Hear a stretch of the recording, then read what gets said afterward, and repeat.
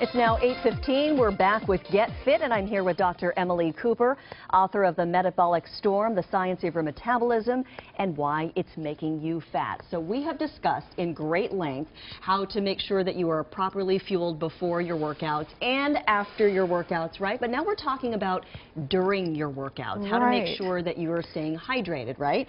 So a lot of us are, during workouts reaching for these sports drinks, thinking, okay, we're replacing our electrolytes. That must be a good thing. What's wrong with that? Well, the thing to remember is now it is getting warmer, and so what happens when it gets warmer is everyone's starting to really sweat, especially when you're doing these longer bike rides, participating in team sports, playing tennis, doing extended hikes and runs.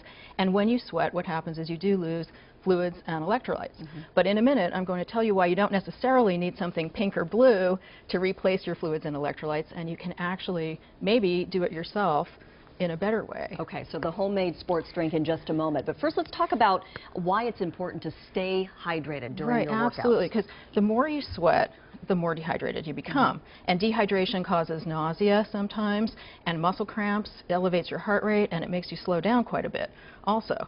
And even electrolyte imbalances also cause muscle cramps and can even give you puffy hands and feet. So obviously, it's not good to be dehydrated. And so one thing that I recommend doing is a sweat test to figure out how much fluid you actually need to consume. How do you do that? You sweat, I'm assuming? Yes. Well, it involves several steps, and I think we have a graphic for this. But what you do is you weigh yourself without any clothes on, and then you exercise for an hour, and then you weigh yourself again, but first you towel dry. And again, without any clothes, weigh yourself again, and then you note the difference. And for every pound you lose, that represents 16 ounces of sweat that you lost. Wait, you lose a pound of sweat? Yes, and some people think that's actually they're losing weight. So there's this craze to exercise in the heat, but that's kind of silly because you're actually just dehydrating yourself. So it's just water and fluids and electrolytes you're losing. And typical sweat rates are 12 to 24 ounces per hour. And so, and it's actually really common to lose, that much. And so what people don't realize is they do need to replenish this. And you have to replenish it per hour with fluids, carbohydrates, and sodium, which is an electrolyte that's very abundant in sweat. And you can actually easily do this yourself. Do this at home. Okay, so tell us what you need to make this drink. You just need water, salt, and sugar.